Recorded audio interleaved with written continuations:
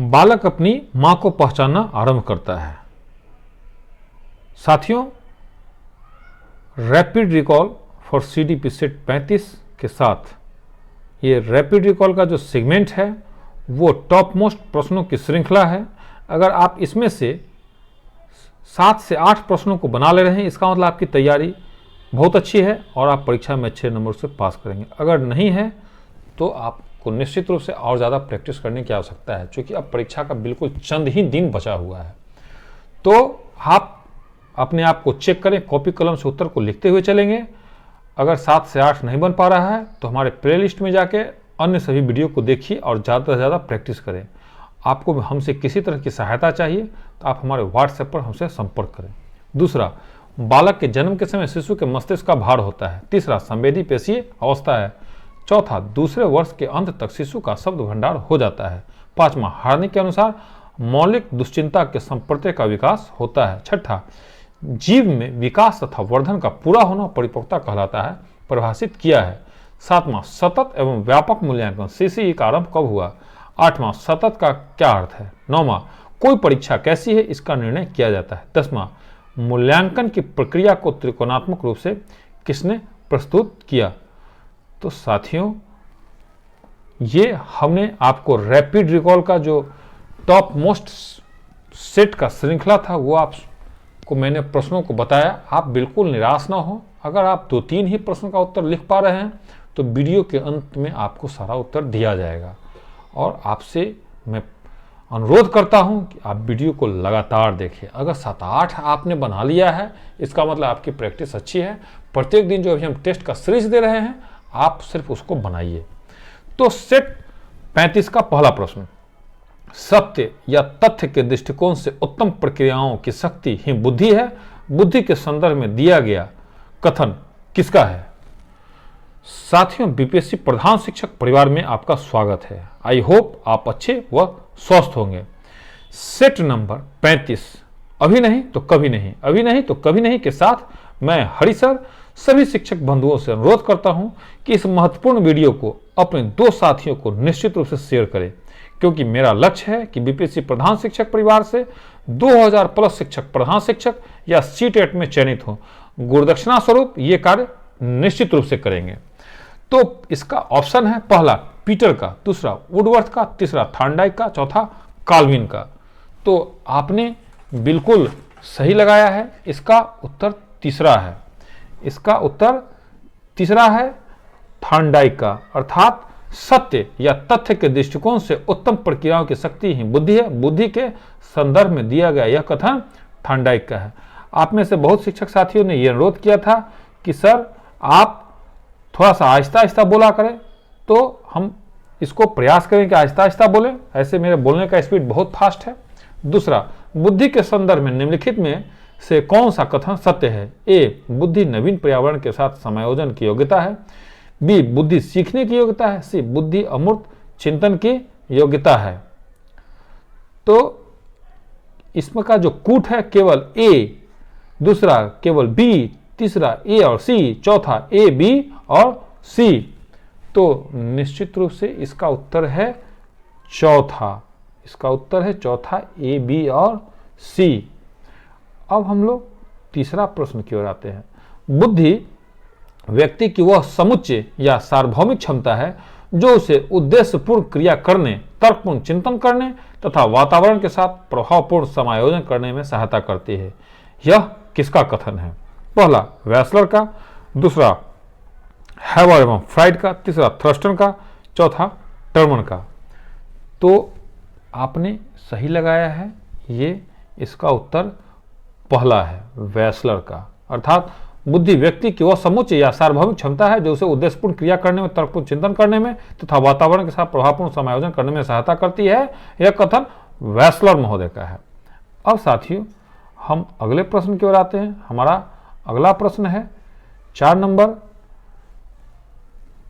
Number प्रश्न के साथ साथ हम लोग साथियों आते हैं, निम्नलिखित में से कौन बुद्धि के निर्धारण करने वाले कारक हैं। ए, वंशानुगत कारक, बी, वातावरणीय कारक, सी, तीसरा 1 और 2 दोनों, चौथा उपरोक्त में से कोई नहीं। तो इसका उत्तर है तीसरा, अर्थात 1 और 2 दोनों, अर्थात वंशानुगत कारक और वातावरणीय कारक बुद्धि को निर्धारित करने वाला कारक है। 5वां, यदि व्यक्ति ने अपने वातावरण से सामंजस्य करना सीख लिया है या सीख सकता है तो उसमें बुद्धि है। बुद्धि की यह परिभाषा किसने दी? पहला थॉर्नडाइक, दूसरा रायबर्न ने, तीसरा काल्विन ने, चौथा थॉमसन ने। तो साथियों इसका उत्तर बिल्कुल सही आपने लगाया है, काल्विन महोदय ने। अगर ऐसा नहीं किया है तो आप अपना उत्तर को सुधारें। इसका उत्तर है काल्विन। अब हम लोग छठा प्रश्न की ओर आते हैं। छठा हमारा प्रश्न है, निम्नलिखित में से कौन बुद्धि की परिभाषा नहीं है? पहला, बुद्धि कार्य करने की एक विधि है। दूसरा, बुद्धि ज्ञान अर्जन करने की क्षमता है। तीसरा, जीवन की अपेक्षाकृत नवीन परिस्थितियों से अपना सामंजस्य करने की व्यक्ति की योग्यता ही बुद्धि है। चौथा, राजनीतिक, आर्थिक एवं सामाजिक शक्ति प्राप्त करने के लिए प्रयुक्त उक्ति बुद्धि है। तो इसका उत्तर साथियों चौथा है, राजनीतिक, आर्थिक एवं सामाजिक शक्ति प्राप्त करने के लिए प्रयुक्त उक्ति बुद्धि है, अर्थात बुद्धि की परिभाषा ये नहीं है। और जहां भी साथियों नहीं होगा उसको आप लोग बहुत ही ध्यान से देखेंगे, क्योंकि नहीं वाला में निश्चित रूप से आदमी से गलती हो जाता है। अब हम लोग 7 नंबर प्रश्न की ओर आते हैं। हमारा जो 7 नंबर प्रश्न है, तार्किक गणितीय बुद्धि डैश से संबंधित है। पहला, द्विकारक सिद्धांत, दूसरा समूह कारक सिद्धांत, तीसरा पादानुक्रमिक सिद्धांत, चौथा बहुबुद्धि सिद्धांत। तो इसका उत्तर है चौथा, बहुबुद्धि सिद्धांत, अर्थात तार्किक गणितीय बुद्धि बहुबुद्धि सिद्धांत से संबंधित है और ये टॉप मोस्ट क्वेश्चन है हमारा। 8वां, बुद्धि का एक कारक सिद्धांत निम्नलिखित में से किसने दिया? पहला, बिने ने, दूसरा टर्मन ने, तीसरा गार्डनर ने, चौथा किम्बल यंग ने। 8वां का उत्तर है पहला, बिने ने, अर्थात बुद्धि का एक कारक सिद्धांत बिने महोदय ने दिया। अब 9वां क्वेश्चन, बुद्धि का द्वि कारक सिद्धांत क्या है? पहला, बुद्धि कई तत्वों का समूह होती है और प्रत्येक तत्व में कोई सूक्ष्म योग्यता निहित होती है। दूसरा, कुछ मानसिक क्रियाओं में एक प्रमुख तत्व सामान्य रूप से विद्वान होता है, जो उन क्रियाओं के कई ग्रुप होते हैं उनमें अपना एक प्रमुख तत्व होता है। तीसरा, व्यक्ति का बौद्धिक व्यवहार अनेक स्वतंत्र योग्यताओं पर निर्भर करता है, किंतु इन स्वतंत्र योग्यताओं का क्षेत्र सीमित होता है। चौथा, सभी प्रकार के मानसिक कार्यों में 2 प्रकार की मानसिक योग्यताओं की आवश्यकता होती है। प्रथम, सामान्य मानसिक योग्यता, द्वितीय विशिष्ट मानसिक योग्यता। तो आपने साथियों इसका उत्तर चौथा लगाया है तो सही, नहीं तो गलत है आपका। अर्थात बुद्धि का द्विकारक सिद्धांत, सभी प्रकार के मानसिक कार्यों में 2 प्रकार की मानसिक योग्यताओं की आवश्यकता होती है। प्रथम, सामान्य मानसिक योग्यता, द्वितीय विशिष्ट मानसिक योग्यता। 10, बुद्धि के बहुकारक सिद्धांत के मुख्य समर्थक थॉर्नडाइक थे। निम्नलिखित में से कौन सा कथन इस सिद्धांत के अनुरूप है? पहला, बुद्धि कई तत्वों का समूह होती है और प्रत्येक तत्व में कोई सूक्ष्म योग्यता निहित होती है। दूसरा, कुछ मानसिक क्रियाओं में एक प्रमुख तत्व सामान्य रूप से विद्वान होता है, जो उन क्रियाओं के कई ग्रुप होते हैं उनमें अपना एक प्रमुख तत्व होता है। तीसरा, व्यक्ति का बौद्धिक व्यवहार अनेक स्वतंत्र योग्यताओं पर निर्भर करता है, किंतु इन स्वतंत्र योग्यताओं का क्षेत्र सीमित होता है। चौथा, सभी प्रकार के मानसिक कार्यों में 2 प्रकार के मानसिक योग्यताओं की आवश्यकता होती है। प्रथम, सामान्य मानसिक योग्यता, द्वितीय विशिष्ट मानसिक योग्यता। तो इसका उत्तर साथियों 10 का पहला है, अर्थात बुद्धि कई तत्वों का समूह होती है और प्रत्येक तत्व में कोई सूक्ष्म योग्यता निहित होती है, अर्थात बुद्धि के बहुकारक सिद्धांत के मुख्य समर्थक थॉर्नडाइक थे। उनके अनुसार जो सिद्धांत था, बुद्धि के कई तत्वों का समूह होती है और प्रत्येक तत्व में कोई सूक्ष्म योग्यता निहित होती है। 11,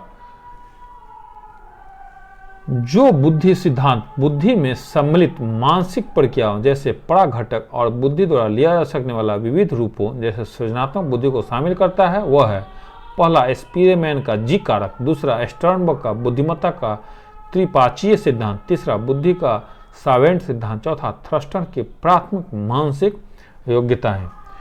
इसका उत्तर साथियों 11 का ये टॉप मोस्ट क्वेश्चन है, इसको आप लोग टिक आउट कर लेंगे। इसका उत्तर है दूसरा, स्टर्नबर्ग की बुद्धिमत्ता का त्रिपाचीय सिद्धांत, अर्थात जो बुद्धि सिद्धांत बुद्धि में सम्मिलित मानसिक प्रक्रियाओं और बुद्धि द्वारा लिया जा सकने वाला विविध रूपों को शामिल करता है, वह है स्टर्नबर्ग की बुद्धिमत्ता का त्रिपाचीय सिद्धांत। 12, निम्नलिखित में से किस प्रकार की बुद्धि का प्रयोग अंतरिक्ष यात्रा के दौरान होता है? पहला स्थानिक बुद्धि, दूसरा भाषाई बुद्धि, तीसरा शारीरिक गतिक बुद्धि, चौथा सांगीतिक बुद्धि।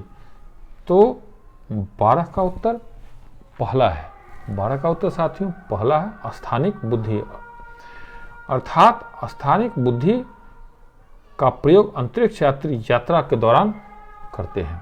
अब 13, प्रत्येक बुद्धि एक दूसरे से भिन्न होती है, यह कथन निम्न में से किसका है? पहला हार्वर्ड गार्डनर का, दूसरा मास्लो का, तीसरा अरस्तु का, चौथा स्टर्नबर्ग का।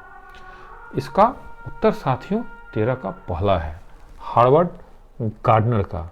इसका उत्तर पहला है, अर्थात प्रत्येक बुद्धि एक दूसरे से भिन्न होती है, यह कथन हार्वर्ड गार्डनर का है। 14, निम्न में से कौन एक सुमेलित नहीं है? पहला एक कारक सिद्धांत टर्मन, दूसरा तरल तथा ठोस बुद्धि सिद्धांत थार्नडाइक, तीसरा द्विकारक सिद्धांत स्पीयरमैन, चौथा समूह कारक सिद्धांत थ्रस्टन।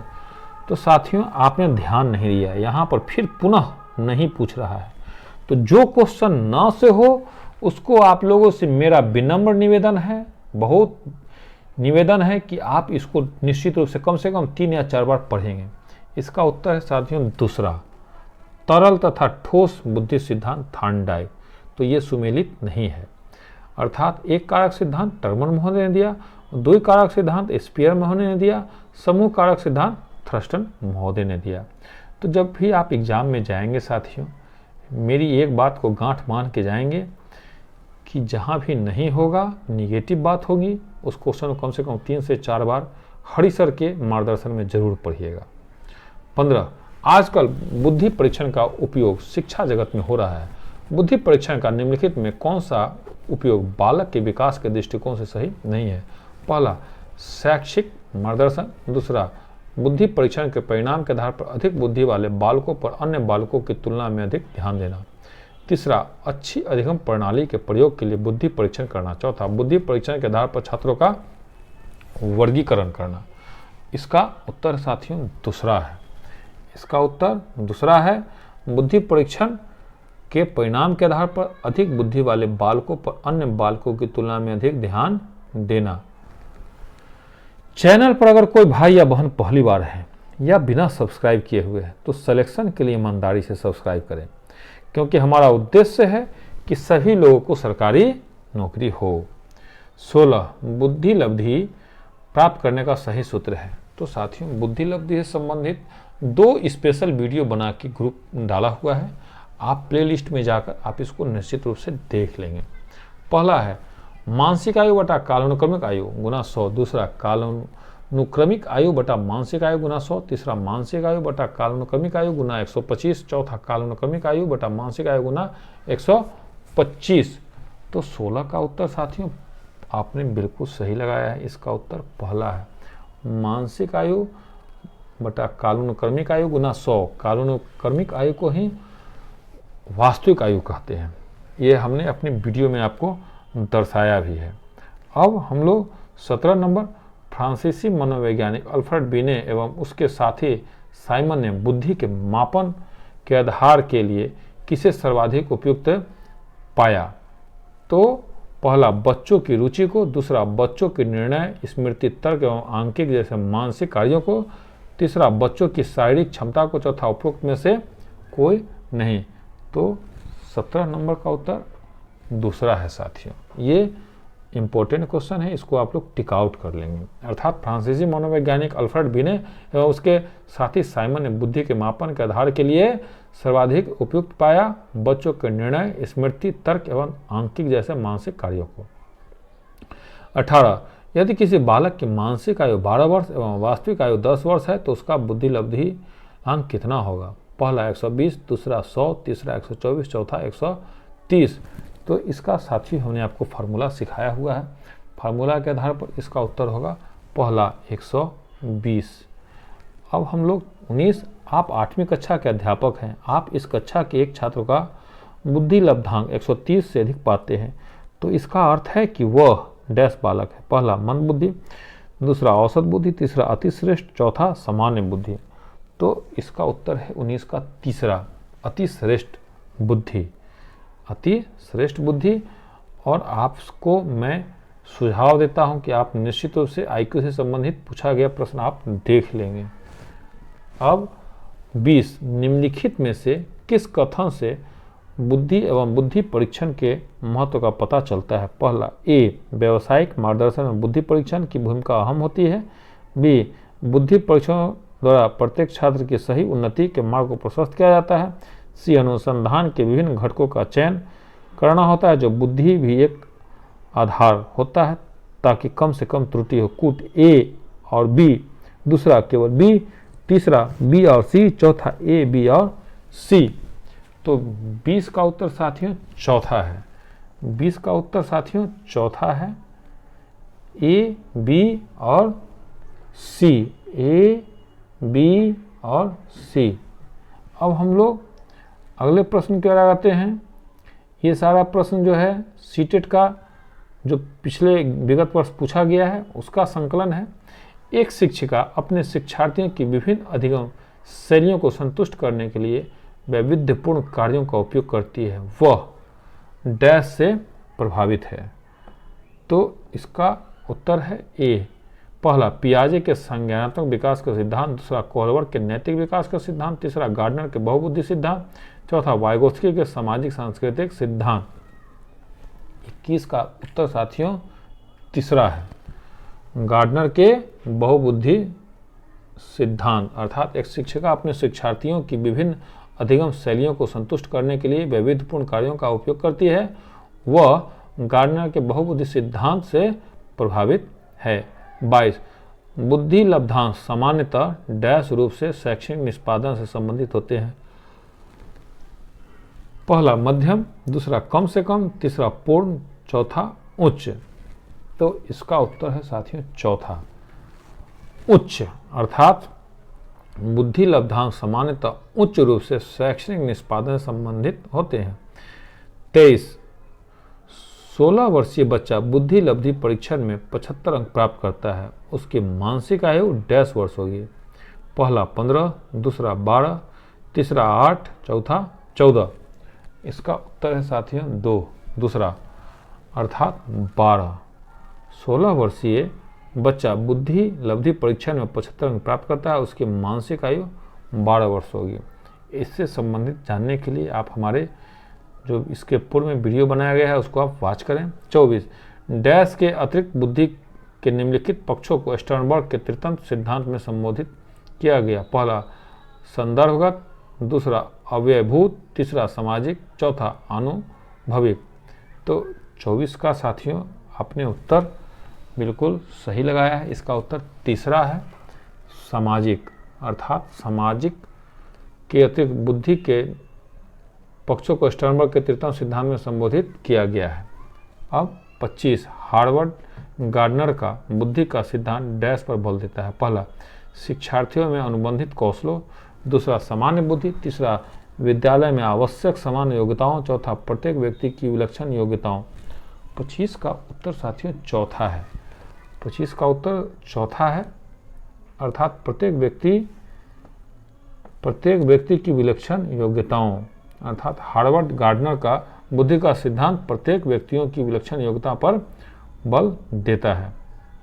अब 26, मानव बुद्धि एवं विकास की समझ शिक्षक डैश को योग्य बनाती है। तो इसका उत्तर है साथियों पहला, निष्पक्ष रूप से अपने शिक्षण अभ्यास, दूसरा शिक्षण के समय शिक्षार्थियों के संवेगों पर नियंत्रण बनाए रखने में, तीसरा विविध शिक्षार्थियों के शिक्षण के बारे में स्पष्टता, चौथा शिक्षार्थियों को यह बताने कि वे अपने जीवन को कैसे सुधार सकते हैं। तो इसका उत्तर साथियों 26 का तीसरा है, विविध शिक्षार्थियों के शिक्षण के बारे में स्पष्टता। अर्थात मानव बुद्धि एवं विकास की समझ शिक्षक विविध शिक्षार्थियों के शिक्षण के बारे में स्पष्टता को योग्य बनाती है। 27, निम्नलिखित में से कौन सा आलोचनात्मक दृष्टिकोण बहुबुद्धि सिद्धांत से संबंध नहीं है? तो साथियों ये भी नहीं है, इसको भी आप लोग ध्यान देंगे। यह शोधाधारित नहीं है। दूसरा, विभिन्न बुद्धियां भिन्न भिन्न विद्यार्थियों के लिए विभिन्न पद्धतियों की मांग करती है। तीसरा, प्रतिभाशाली विद्यार्थी प्रायः एक क्षेत्र में ही अपनी विशिष्टता प्रदर्शित करते हैं। चौथा, इसका कोई अनुभवात्मक आधार नहीं है। तो 27 का उत्तर है साथियों तीसरा, अर्थात प्रतिभाशाली विद्यार्थी प्रायः एक क्षेत्र में ही अपनी विशिष्टता प्रदर्शित करते हैं। 28, बहुबुद्धि सिद्धांत को वैध नहीं माना जा सकता है क्योंकि पहला, विशिष्ट परीक्षणों के अभाव में भिन्न भिन्न बुद्धियों का मापन संभव नहीं है। दूसरा, यह सभी 7 बुद्धियों को समान महत्व नहीं देता है। तीसरा, यह केवल अब्राहम मैस्लो के जीवन भर के सुदृढ़ अनुभवात्मक अध्ययन पर आधारित है। चौथा, यह सर्वाधिक महत्वपूर्ण समान बुद्धि जी के अनुकूल संगत नहीं है। इसका उत्तर है पहला, अर्थात विशिष्ट परीक्षणों के अभाव में भिन्न बुद्धियों का मापन संभव नहीं है। 29, निम्न में से कौन सा स्टर्नबर्ग का बुद्धि का त्रिस्तरीय सिद्धांत का एक रूप है? पहला, व्यवहारिक बुद्धि। दूसरा, प्रायोगिक बुद्धि। तीसरा, संसाधन पूर्ण बुद्धि। चौथा, गणितीय बुद्धि। इसका उत्तर है साथियों पहला, व्यवहारिक बुद्धि। 30, किसने सबसे पहले बुद्धि परीक्षण का निर्माण किया? पहला, डेविड बैचलर ने। दूसरा, अल्फ्रेड बिने ने। तीसरा, चार्ल्स एडवर्ड स्पीयरमैन ने। चौथा, रॉबर्ट स्टर्नबर्ग ने। तो इसका उत्तर है साथियों दूसरा, अल्फ्रेड बिने ने। इससे संबंधित दो स्पेशल वीडियो मैंने बनाया हुआ है, प्लेलिस्ट में आप जाकर निश्चित रूप से वॉच कर लेंगे। 31, जब बच्चे एक अवधारणा को सीखते हैं और उसका प्रयोग करते हैं तो अभ्यास उनके द्वारा की जाने वाली त्रुटियों को कम करने में सहायता करता है। यह विचार डैश के द्वारा दिया गया। पहला, E.L. थॉर्नडाइक। दूसरा, जीन पियाजे। तीसरा, J.B. वाटसन। चौथा, लेव वाइगोत्स्की। तो 31 का उत्तर साथियों पहला है, E.L. थॉर्नडाइक के द्वारा। 32, इनमें कौन सा त्रिपाक्षीय सिद्धांत में व्यवहारिक बुद्धि का अभिप्राय नहीं है? पहला, पर्यावरण का पुनर्निर्माण करना। दूसरा, केवल अपने विषय में व्यवहारिक रूप से विचार करना। तीसरा, इस प्रकार के पर्यावरण का चयन करना जिसमें आप सफल हो सकते हैं। चौथा, पर्यावरण के साथ अनुकूलन करना। तो इसमें भी साथियों नहीं लगा हुआ है, आप इसको ध्यान से देखेंगे। इसका उत्तर है दूसरा, केवल अपने विषय में व्यवहारिक रूप से विचार करना। साथियों, अपने मित्रों को बस इतना बताइए कि बीपीएससी प्रधान शिक्षक पर आप फ्री में unlimited practice set, rapid fire, rapid recall, current affair, Bihar GK का प्रत्येक दिन 6:30 बजे वीडियो देख सकते हैं, जिसके लिए आपसे 1 भी रुपया नहीं लिया जाता। हमारे ग्रुप में ऐड होने के लिए 9973115257 8581071208 पर व्हाट्सएप करें। 33, कक्षा अध्यापक ने राघव को अपनी कक्षा में अपने कीबोर्ड पर स्वयं द्वारा तैयार किया गया मधुर संगीत बजाते हुए देखा। कक्षा अध्यापक ने विचार किया कि राघव में डैश बुद्धि उच्च स्तरीय थी। पहला, शारीरिक गतिबोधक। दूसरा, संगीत में। तीसरा, भाषाई। चौथा, स्थानिक। तो इसका उत्तर है दूसरा, अर्थात संगीत में बुद्धि उच्च स्तरीय थी। 34, आउट ऑफ द बॉक्स चिंतन किससे संबंधित है? पहला, अनुकूल चिंतन से। दूसरा, स्मृति आधारित चिंतन से। तीसरा, अपसारी चिंतन से। चौथा, अभिसारी चिंतन से। तो इसका उत्तर है पहला, अनुकूलन चिंतन से। साथियों, ये तो क्वेश्चन सब सीटेट के द्वारा पूछा गया है, इसलिए सभी क्वेश्चन बिल्कुल टॉप मोस्ट है, एक भी क्वेश्चन को आप स्किप नहीं करेंगे। 35, बुद्धि है पहला, सामर्थ्यों का एक समुच्चय। दूसरा, एक अकेला और जातीय विचार। तीसरा, दूसरों के अनुकरण करने की योग्यता। चौथा, एक विशिष्ट योग्यता। तो 35 का उत्तर है तीसरा, अर्थात एक दूसरे का अनुकरण करने की योग्यता, अर्थात बुद्धि है दूसरों का अनुकरण करने की योग्यता। 36, हार्वर्ड गार्डनर का बहुबुद्धि सिद्धांत सुझाता है कि पहला, बुद्धि को केवल बुद्धिलब्धि IQ परीक्षा से ही निर्धारित किया जा सकता है। दूसरा, शिक्षक को चाहिए कि विषय वस्तु को वैकल्पिक विधियों से पढ़ाने के लिए बहुबुद्धियों को एक रूपरेखा की तरह ग्रहण करें। तीसरा, क्षमता भाग्य है और एक अवधि के भीतर नहीं बदलती। चौथा, हर बच्चे को प्रत्येक विषय 8 विभिन्न तरीकों से पढ़ाया जाना चाहिए ताकि सभी बुद्धियां विकसित हो। तो इसका उत्तर है दूसरा, शिक्षक को चाहिए कि विषय वस्तु को वैकल्पिक विधियों से पढ़ाने के लिए बहुबुद्धियों को एक रूपरेखा की तरह ग्रहण करें। अर्थात हार्वर्ड गार्डनर का बहुबुद्धि सिद्धांत सुझाता है कि शिक्षक को चाहिए कि विषय वस्तु को वैकल्पिक विधियों से पढ़ाने के लिए बहुबुद्धियों को एक रूपरेखा की तरह प्रयोग करते हैं। ये साथ बहुत ही VVI टॉप मोस्ट क्वेश्चन है। अब हम लोग 37 एकाधिक बुद्धिमानी का सिद्धांत कहता है? पहला, प्रभावी अध्यापन के द्वारा बुद्धि बढ़ाई जा सकता है। दूसरा, बुद्धि तेजी से बढ़ाई जा सकती है।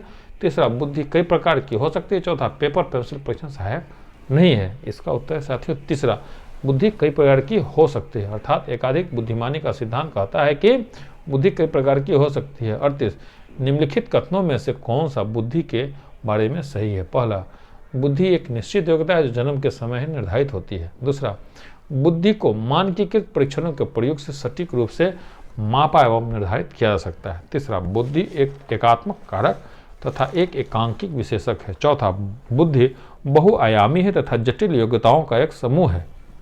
इसका उत्तर साथियों चौथा है, बुद्धि बहुआयामी है तथा जटिल योग्यताओं का समूह है।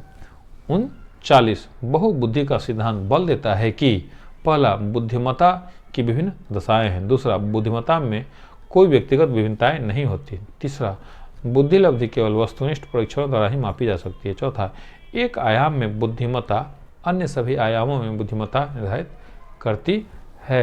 इसका उत्तर है साथियों पहला, अर्थात बुद्धिमत्ता की विभिन्न दशाएं हैं। 40, हार्वर्ड गार्डनर के अनुसार किसी अन्य व्यक्ति के मनोदशा, स्वभाव और प्रवृत्ति को समझकर प्रतिक्रिया देने की योग्यता को किस नाम से जाना जाता है? पहला, शारीरिक गत्यात्मक बुद्धि। दूसरा, अंतर्वैयक्तिक बुद्धि। तीसरा, भाषात्मक बुद्धि। चौथा, अंतर्वैयक्तिक बुद्धि। इसका उत्तर है साथियों 40 का चौथा, अंतर्वैयक्तिक बुद्धि। अब हम लोग 41 नंबर की ओर आते हैं। 41 नंबर हमारा प्रश्न है, किसी विचारक ने इस बात को नकारा है कि बुद्धि एकल इकाई है और कई पृथक स्वतंत्र बुद्धियों का सिद्धांत प्रतिपादित किया है। पहला, लेव वाइगोत्स्की। दूसरा, लॉरेंस कोहलबर्ग। तीसरा, जीन पियाजे। चौथा, हार्वर्ड गार्डनर। तो 41 का उत्तर है चौथा, हार्वर्ड गार्डनर ने। 42, हार्वर्ड गार्डनर के सिद्धांत में डैश बुद्धि वाले व्यक्ति वनस्पतियों और जीवों की विभिन्न प्रजातियां की सुंदरता को पहचान सकते हैं। पहला, अंतर्वैयक्तिक। दूसरा, संगीतमय। तीसरा, स्थानिक। चौथा, प्रकृतिवादी। तो 42 का उत्तर है चौथा, प्रकृतिवादी। 43, हार्वर्ड गार्डनर के सिद्धांत में सोच को व्यक्त करने के लिए धारा प्रवाह और लचीले ढंग से भाषा का उपयोग करने की क्षमता डैश बुद्धि की विशेषता है। पहला, अंतर्वैयक्तिक। दूसरा, भाषाई। तीसरा, स्थानिक। चौथा, प्रकृतिवादी। तो इसका उत्तर है दूसरा, अर्थात भाषाई। 44, हार्वर्ड गार्डनर के अनुसार निम्नलिखित में से कौन सा कथन सही है? पहला, बुद्धिमत्ता को परिपोषित व विकसित नहीं किया जा सकता। दूसरा, एक विशेष वर्ग के व्यक्ति दूसरे वर्ग के व्यक्तियों से ज़्यादा बुद्धिमान होते हैं। तीसरा, उपलब्धि बुद्धिमत्ता का सफल पैमाना है। चौथा, हर व्यक्ति में विविध प्रकार की बुद्धिमत्ताएं होती हैं। तो इसका चौथा ऑप्शन है, हर व्यक्ति में विविध प्रकार की बुद्धिमत्ताएं होती है। और अब अंतिम प्रश्न की ओर आते हैं हम लोग, निम्नलिखित कथनों में से बुद्धिमत्ता के बारे में कौन सा कथन सही है? पहला, बुद्धिमत्ता विद्यालयों में बेहतर प्रदर्शन करने की योग्यता से अधिक है। दूसरा, एक क्षेत्र में उच्च बुद्धिमत्ता अन्य क्षेत्रों में भी उच्च बुद्धिमत्ता सुनिश्चित करती है। तीसरा, बुद्धिमत्ता संबंधी व्यक्तिगत विभिन्नताओं में आनुवंशिकता की कोई भूमिका नहीं होती। चौथा, बुद्धिमत्ता को केवल बुद्धि लब्धि परीक्षणों द्वारा ही मापा जा सकता है। तो इसका ऑप्शन है पहला, अर्थात बुद्धिमत्ता विद्यालयों में बेहतर प्रदर्शन करने की योग्यता से अधिक है। अब साथियों हम top most VVI rapid recall की ओर चलते हैं। आप निश्चित रूप से आधा से अधिक क्वेश्चन को बना लिए होंगे, नहीं बनाए हैं तो आप जो है सो उत्तर को लिखते चले। अब हम लोग रैपिड रिकॉल की ओर आते हैं। हमने आपसे रैपिड रिकॉल का जो क्वेश्चन पूछा था, तो पहला क्वेश्चन है, बालक अपनी माँ को पहचानना आरंभ करता है। इसका उत्तर है 3 माह। आप लिखे, इसका उत्तर है 3 माह। दूसरा, बालक के जन्म के समय शिशु के मस्तिष्क का भार होता है 350 ग्राम। इसका उत्तर है 350 ग्राम। तीसरा, संवेदी पेशीय अवस्था है। तो संवेदी पेशीय अवस्था 0 से 2 वर्ष को कहते हैं। संवेदी पेशीय अवस्था 0 से 2 वर्ष। चौथा, दूसरे वर्ष के अंत तक शिशु का शब्द भंडार हो जाता है 100। दूसरे वर्ष के अंत तक शिशु का शब्द भंडार 100 हो जाता है। पांचवा, हार्नी के अनुसार मौलिक दुश्चिंता का संप्रत्यय का विकास होता है। पहला, पांचवा का उत्तर है बाल्यावस्था में। इसका उत्तर है बाल्यावस्था। छठा, जीव में विकास तथा वर्धन का पूरा होना परिपक्वता कहलाता है, परिभाषित किया सार्टेन महोदय ने। जीव में विकास तथा वर्धन का पूरा होना परिपक्वता कहलाता है, परिभाषित किया सार्टेन महोदय। सातवां, सतत व्यापक मूल्यांकन सीसी का आरंभ कब हुआ? तो 2009 में। सीसी का आरंभ 2009 में हुआ। आठवां, सतत का क्या अर्थ है? तो इसका अर्थ है निरंतर। सतत का अर्थ निरंतर है। नौवां, कोई परीक्षा कैसे, इसका निर्णय कैसे किया जाता है? तो मूल्यांकन के द्वारा। ये टॉप मोस्ट क्वेश्चन है, इसको आप लोग निश्चित रूप से टिक आउट कर लेंगे। परीक्षा में आने की इसकी पूरी संभावना है। अंतिम, मूल्यांकन की प्रक्रिया को त्रिकोणात्मक रूप से किसने प्रस्तुत किया? तो बीएस ब्लूम ने। इसका उत्तर है बीएस ब्लूम। साथियों, अगर आपको यह सेट अच्छा लगा हो, आपको लगे कि इसको पढ़ने के बाद हम किसी भी तरह का एग्जाम को क्रैक कर सकते हैं, तो आप कम से कम 2 साथियों को निश्चित रूप से इस वीडियो को शेयर करेंगे। और चैनल पर नए हैं तो निश्चित रूप से सब्सक्राइब कर लेंगे, क्योंकि प्रत्येक साय अलग अलग विषयों पर वीडियो डाला जाता है। तो जब आप सब्सक्राइब कर लेंगे तो आपको वीडियो निश्चित रूप से मिलेगा। जय हिंद, जय भारत।